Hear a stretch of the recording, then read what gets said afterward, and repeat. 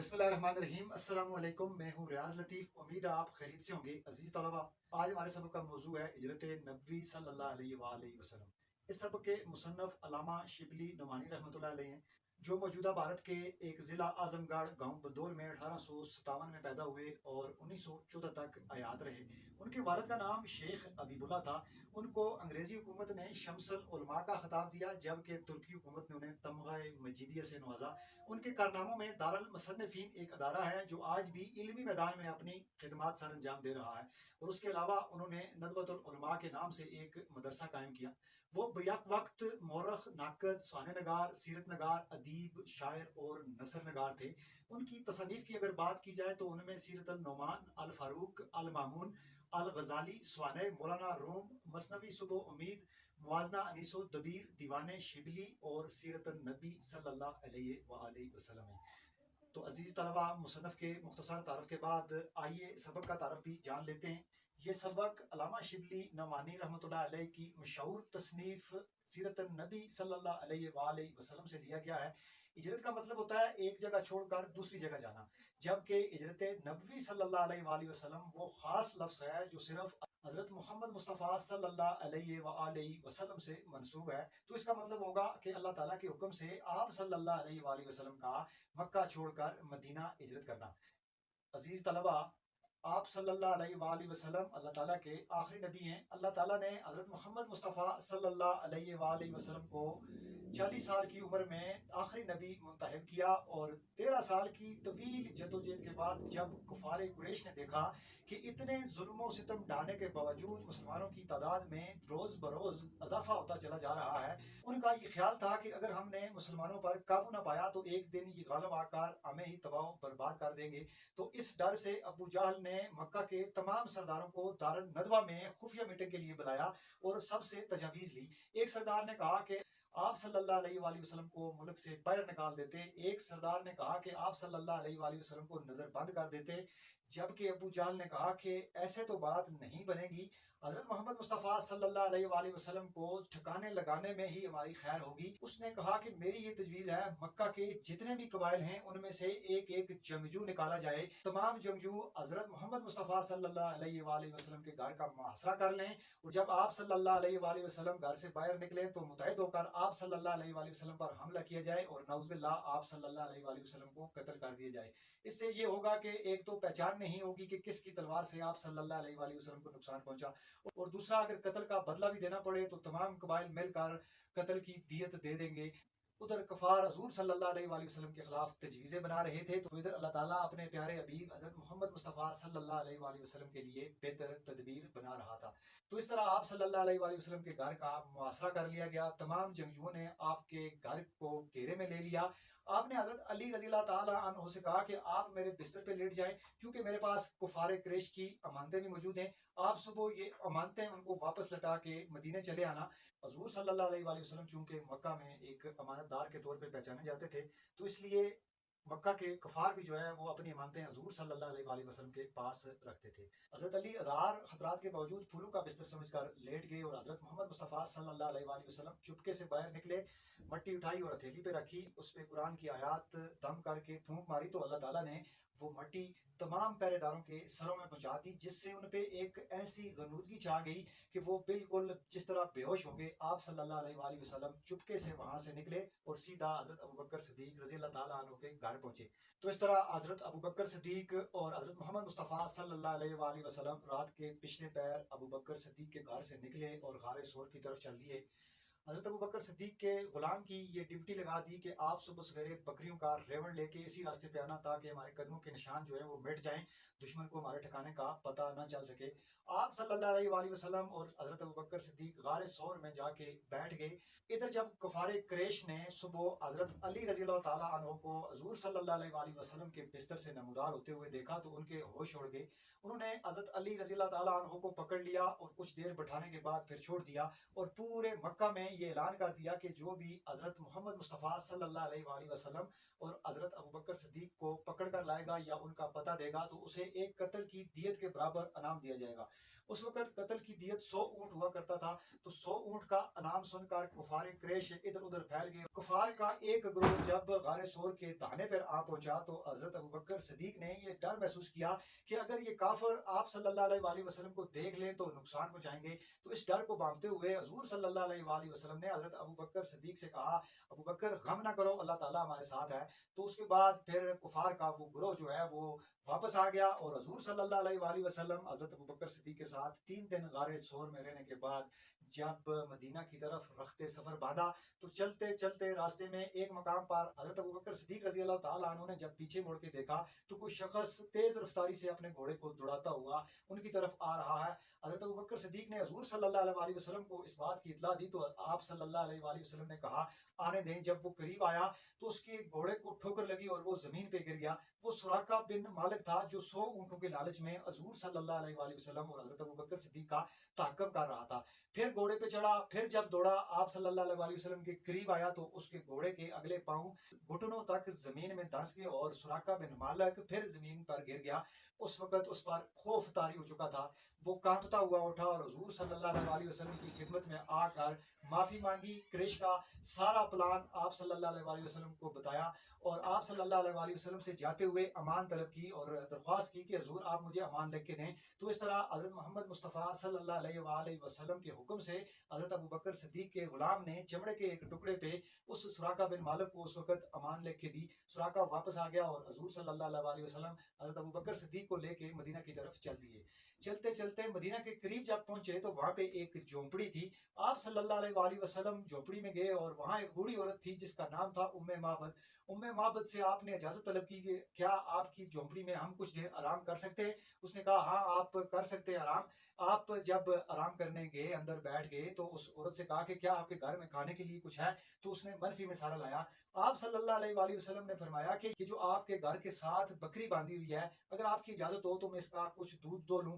اس عورت نے کہا کہ یہ بکری تو بیمار ہے، ریوڑ کے ساتھ بھی نہیں جا سکی، یہ دودھ نہیں دیتی، ایک عرصہ ہوا ہے ہم نے اس سے دودھ حاصل نہیں کیا۔ تو آپ صلی اللہ علیہ وآلہ وسلم نے کہا آپ اجازت دیں تو میں خود اس کا دودھ نکال لیتا ہوں۔ تو اس عورت نے کہا کہ ہاں اجازت ہے لیکن یہ دودھ نہیں دے گی۔ تو آپ صلی اللہ علیہ وآلہ وسلم ایک برتن لے کے دودھ دونے بیٹھ گئے، تو وہ برتن جب بھر گیا آپ صلی اللہ علیہ وآلہ وسلم نے ایک اور برتن مانگا، وہ بھی بھر گیا۔ اس طرح کرتے کرتے اس گھر میں جتنے بھی برتن تھے وہ سب دودھ سے بھر گئے۔ وہ دودھ آپ صلی اللہ علیہ وآلہ وسلم نے بھی پیا، آپ صلی اللہ علیہ وآلہ وسلم کے ساتھ حضرت ابوبکر صدیق رضی اللہ تعالیٰ عنہ نے بھی پیا، اور باقی کا دودھ اسی ام معبد کے گھر میں چھوڑ کے آپ مدینہ کی طرف چل دیے۔ ان دنوں مدینہ والے روزانہ مدینہ سے باہر آ کر حضور صلی اللہ علیہ وآلہ وسلم کی آمد کا انتظار کرتے تھے کہ آپ صلی اللہ علیہ وآلہ وسلم تشریف لائیں گے، آپ کا استقبال کریں گے، آپ کے دائی اور سپاہی بنیں گے، آپ صلی اللہ علیہ وآلہ وسلم پر جان نچھاور کریں گے، لیکن وہ ہر روز مایوس ہو کر لوٹ کر واپس چلے جاتے۔ اس دن جب وہ مایوس ہو کر واپس لوٹ چکے تھے، اچانک جب آپ صلی اللہ علیہ وآلہ وسلم مدینہ کی سرزمین پر جلوہ افروز ہوئے تو ایک یہودی نے دور سے آپ کو دیکھ لیا اور آپ صلی اللہ علیہ وآلہ وسلم کو پہچانتے ہوئے اپنے کلہ کے اوپر چڑھ گیا۔ وہاں سے جا کے آواز دی کہ اے لوگو، جس کے انتظار میں آپ روزانہ مدینہ سے باہر جاتے تھے وہ شخصیت آ چکی ہے، 14ویں کا چاند طلوع ہو چکا ہے۔ تو اس کے بعد مدینہ منورہ کے جتنے بھی لوگ تھے وہ باہر نکل آئے حضور صلی اللہ علیہ وآلہ وسلم کے استقبال کے لیے۔ عورتوں اور بچوں نے گھروں کی چھتوں پہ چڑھ کے حضور صلی اللہ علیہ وآلہ وسلم کی شان میں کلمات پڑھنا شروع کیے۔ تو اس طرح مدینہ پہنچنے پر حضور صلی اللہ علیہ وآلہ وسلم کا والہانہ استقبال کیا گیا۔ تو عزیز طلبہ، آئیے اب ہم اس سبق میں موجود جو مشکل الفاظ ہیں ان کی طرف چلتے ہیں اور دیکھتے ہیں ان کے معنی کیا ہے۔ تو سب سے پہلا جو لفظ ہے وہ ہمارے پاس جنکار۔ جنکار کا مطلب ہوتا ہے آواز، وہ آواز جو دو یا دو سے زیادہ چیزوں کے ٹکرانے سے آپس میں آتی ہے اسے جنکار کہا جاتا ہے۔ جس طرح تلواریں آپس میں ٹکرائیں تو ان کی جو آواز نکلے گی وہ جنکار ہوگی، اسی طرح جب چوڑیاں آپس میں ٹکراتی ہیں تو وہ آواز بھی جنکار کہلاتی ہے۔ تو جنکار کا مطلب جو ہے وہ ہم یہاں لکھیں گے ٹکرانے کی آواز۔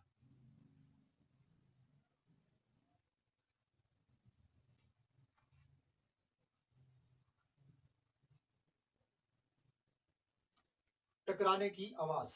اس کے بعد ہے حافظ عالم۔ حافظ عالم یعنی پوری دنیا کی حفاظت کرنے والا، اس سے ہم مراد لیں گے اللہ تعالیٰ۔ حافظ عالم یعنی پوری دنیا کی حفاظت کرنے والا، تو اس سے مراد ہے اللہ تعالیٰ۔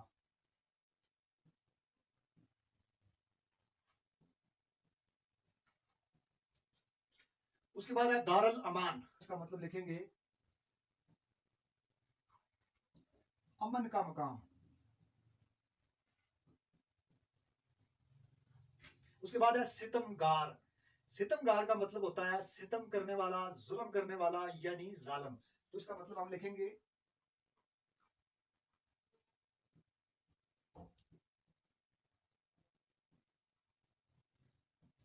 ستم کرنے والا اور ظالم۔ اس کے بعد ہے ہدف، ہدف کا مطلب ہوتا ہے نشانہ، تو ہم اس کا مطلب درج کرتے ہیں نشانہ۔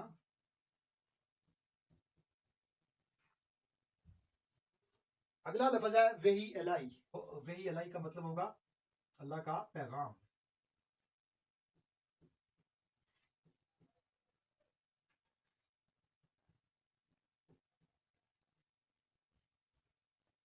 اس کے بعد ہے رائیں، رائیں رائے کی جمع ہے جس کا مطلب ہوتا ہے تجویز، اور رائیں کا مطلب ہم لیں گے تجویزیں۔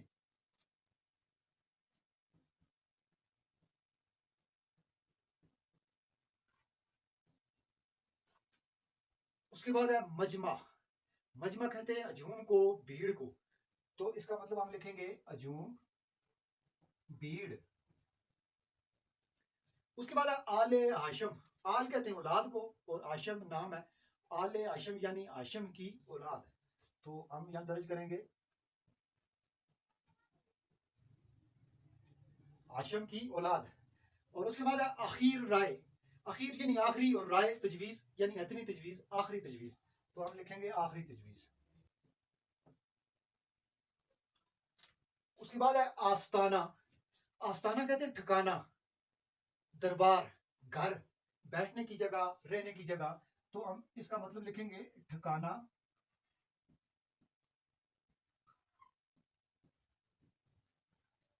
گھر۔ اس کے بعد ہے محاصرہ، محاصرہ کہتے ہیں گھیراؤ کو، یعنی محاصرہ کرنا، کسی کا گھیراؤ کرنا، تو ہم اس کا مطلب لکھیں گے گھیراؤ۔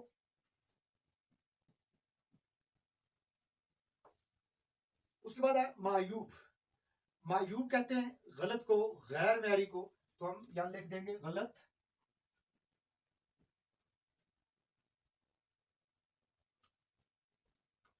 اس کے بعد ہے عداوت، عداوت کہتے ہیں ضد کو، دشمنی کو، تو اس کا مطلب ہوگا دشمنی، ضد۔ بستر خواب، بستر خواب کہتے ہیں جہاں پہ انسان سوتا ہے، یعنی سونے کی جگہ، بستر خواب سونے کی جگہ۔ اگلا لفظ جو ہے وہ ہے قتل گاہ، قتل گاہ وہ مقام جہاں پہ قتل کیا جائے، تو اسے قتل گاہ کہا جاتا ہے، تو اس کا مطلب ہم لکھیں گے وہ جگہ جہاں قتل کیا جائے، قتل کا مقام یعنی قتل کرنے کی جگہ۔ اس کے بعد ہے فاتح خیبر، فاتح خیبر یعنی خیبر کو فتح کرنے والا، فاتح فتح کرنے والا، اور خیبر خیبر کو، خیبر کا قلعہ جو تھا وہ حضرت علی نے فتح کیا تھا، تو اس لیے یہ خاص لفظ حضرت علی سے منسوب ہے، تو اس کا مطلب بھی ہم لکھیں گے حضرت علی، یعنی خیبر کا قلعہ فتح کرنے والے۔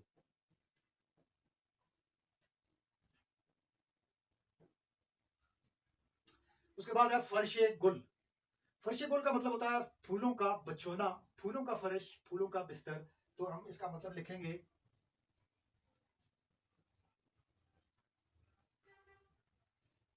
پھولوں کا بچھونا۔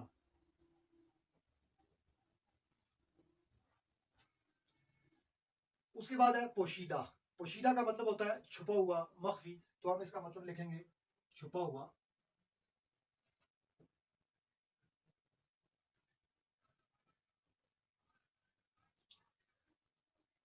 اور اس کے بعد ہے قرارداد، قرارداد کا مطلب ہوتا ہے معاہدہ، عہد و پیما، تو اس کا مطلب ہم لکھیں گے معاہدہ۔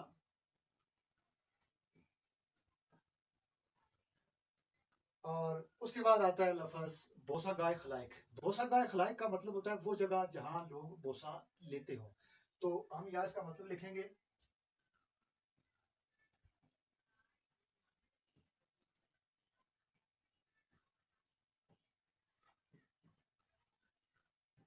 بوسہ لینے کی جگہ. اور اس کے بعد ہے نوخیز. نوخیز کا مطلب ہوتا ہے شاداب. تو آئیے ہم اس کا مطلب بھی یہاں درج کیے دیتے ہیں. نوخیز شاداب. اور اس کے بعد ہے مابوس. مابوس کا مطلب ہوتا ہے قید کرنا یا ہونا. تو اس کا مطلب یہ ہوا کہ قید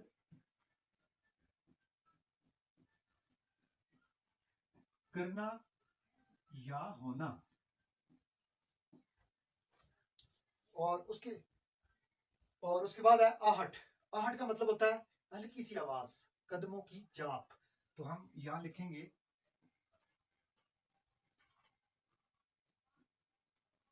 ہلکی سی آواز,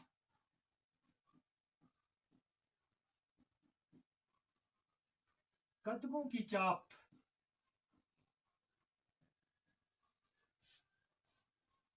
اگلا لفظ ہے ترکش. ترکش کا مطلب ہوتا ہے وہ جگہ جہاں تیر رکھے جائیں, تیر ڈالے جائیں, تو یعنی تیر دان. تو اس کا مطلب ہم لکھیں گے تیر دان.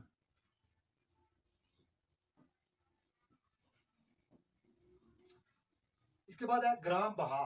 گرام بہا کا مطلب ہوتا ہے بہت زیادہ قیمتی. تو ہم یہاں اس کا مطلب لکھتے ہیں بہت قیمتی.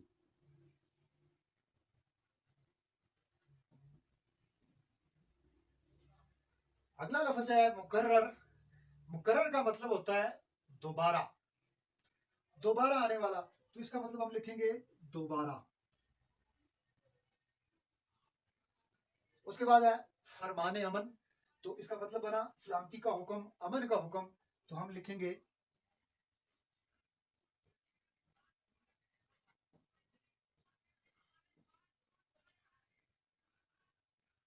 سلامتی کا حکم. اور آخری لفظ جو ہے وہ ہے ہماتن چشم. ہماتن چشم کا مطلب ہوتا ہے کسی کو آنکھیں پھاڑ پھاڑ کے دیکھنا, اس کا انتظار کرنا, یعنی کمال انتظار. تو اس کا مطلب ہم یہاں درج کیے دیتے ہیں کمال انتظار.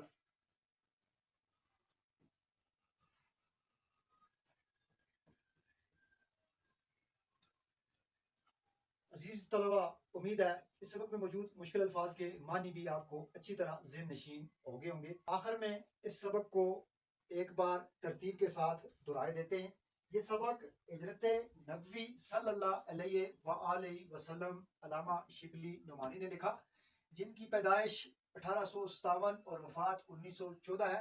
ان کی جائے پیدائش جو ہے وہ ضلع اعظم گڑھ گاؤں بندول بھارت میں ہے. والد کا نام شیخ حبیب اللہ ہے, اور ان کو جو خطاب ملا انگریزی حکومت کی طرف سے وہ ہے شمس العلماء کا خطاب.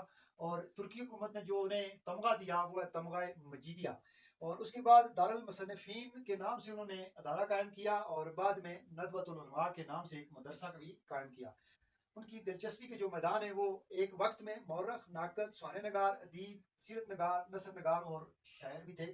اور ان کی تصانیف جو ہیں وہ سیرت النعمان, الفاروق, المامون, الغزالی, سوانح مولانا روم, مثنوی صبح و امید, موازنہ انیس و دبیر, دیوان شبلی اور سیرت النبی صلی اللہ علیہ وآلہ وسلم شامل ہیں. اس کے بعد سبق کا تعارف دیکھ لیتے ہیں کہ ہجرت ایک جگہ چھوڑ کر دوسری جگہ جانے کو کہا جاتا ہے, جبکہ ہجرت نبوی صلی اللہ علیہ وآلہ وسلم جو ہے وہ حضرت محمد مصطفیٰ صلی اللہ علیہ وآلہ وسلم کا اللہ تعالیٰ کے حکم سے مکہ چھوڑ کر مدینہ جانا ہے.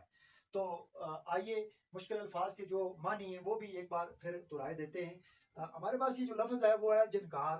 جنکار یعنی ٹکرانے کی آواز. اور حافظ عالم اللہ تعالیٰ یعنی پوری دنیا کی حفاظت کرنے والا. دارالامان امن کا مقام. ستمگار ستم کرنے والا یعنی ظالم. ہدف نشانہ وحی الہی اللہ تعالیٰ کا پیغام. راہیں تجویزیں. مجمع ہجوم بھیڑ. آل ہاشم یعنی ہاشم کی اولاد. اور اخیر رائے یعنی آخری تجویز. اس کے بعد ہے آستانہ ٹھکانہ گھر. معاشرہ گراؤ. معیوب غلط. عداوت دشمنی ضد. بستر خواب سونے کی جگہ. قتل گاہ وہ جگہ جہاں قتل کیا جائے. اور فاتح خیبر یعنی حضرت علی خیبر فتح کرنے والے. اس کے بعد ہے فرش گل پھولوں کا بچھونا. پوشیدہ یعنی چھپا ہوا. قرارداد معاہدہ. بوسہ گاہ خلائق وہ جگہ جہاں لوگ بوسہ دیتے ہوں, بوسہ لینے کی جگہ. اور نوخیز شاداب. محبوس قید کرنا یا ہونا. آہٹ ہلکی سی آواز یعنی قدموں کی چاپ. ترکش یعنی تیر دان. اور اس کے بعد ہے گرام بہا بہت قیمتی. مقرر دوبارہ پھر آنے والا. فرمان امن، سلامتی کا حکم اور امتن چشم یعنی کمال انتظار۔ امید ہے یہ سبق آپ نے مکمل طور پہ ذہن نشین کر لیا ہوگا۔ آئندہ لیکچر میں ہم اس سبق کی مکمل مشق اور اس کا جو خلاصہ ہے وہ دیکھنے کی کوشش کریں گے۔ دیجیے اجازت، اللہ نگہبان۔